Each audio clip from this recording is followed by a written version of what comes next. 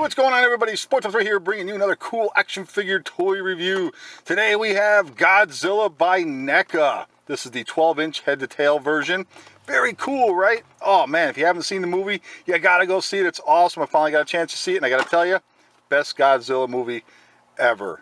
So check out this packaging. You can see right in the back here, got some nice packaging artwork in the back there, and that's it, just standard bubble plastic here.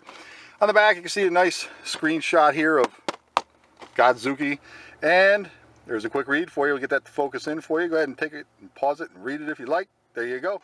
All right, let's get it out of its plastic tomb and have a closer look. And here is Godzilla out of the packaging. Check it out. Man, tell me that doesn't look awesome, right? Very, very accurate. I love it. If you haven't seen the movie, you got to go see it. You'll know exactly what I'm talking about. Of course, you've seen some of the trailers and what have you. You know, Neca got it spot on with this guy. Wow. So it actually stands about 5.5 inches tall, maybe just a scooch taller than that. And it states that it's 12 inches from head to tail, but more like 14. I measured it. So from nose to the tip of the tail here, and this is kind of flattened out a little bit.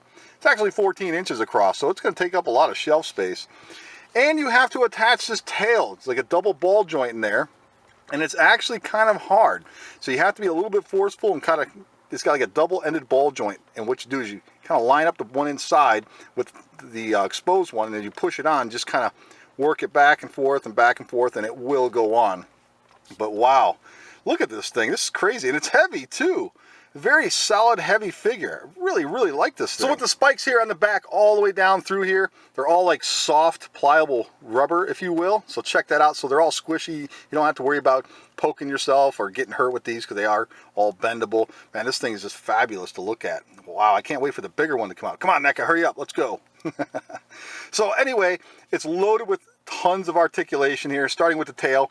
From this bit here, you can see where it kind of bends to about right here. It's all metal wire in there, so you can kind of bend that and pose that, kind of, sort of. It's really thick plastic through here, so it doesn't hold perfectly. It'll kind of push back against you, but you can kind of pose it a little bit to the side or whatever. And then there's, like I said, there's ball joint in here. And everything's a little hindered on this just because of the design of the, of Godzilla.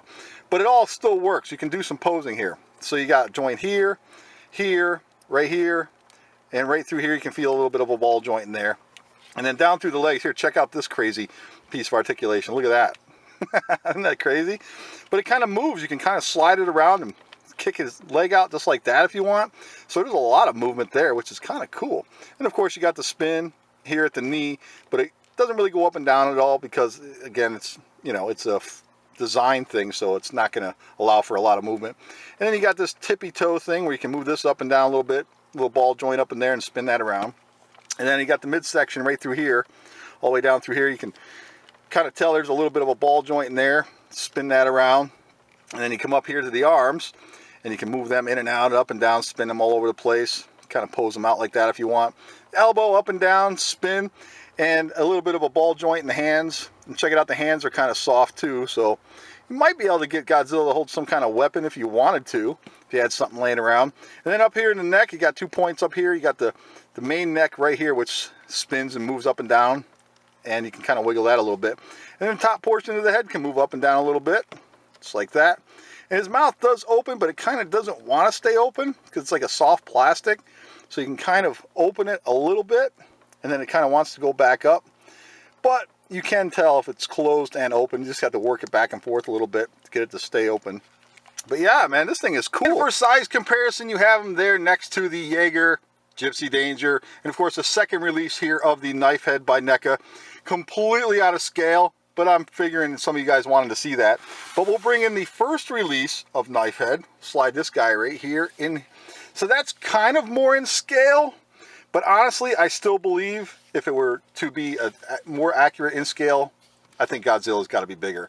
I think realistically, if it's comparing these two, Godzilla would have to be this size, and this would be Knife Head. So I think in order to have the proper scale, I think that's what would work. Just in my opinion. So there you have it, everybody. Neca Series 1 Godzilla 2014 movie action figure. The 12-inch, or technically 14-inch, head-to-tail figure. This thing is really cool. Loaded with all kinds of articulation. Man, it's not bad. It's perfect for a shelf. It's great for a display piece. And like I said, Neca's probably going to be coming out with a couple more out of this Godzilla stuff. So, man, I can't wait for those. Well, thanks for watching, everybody. Take care. See you next time.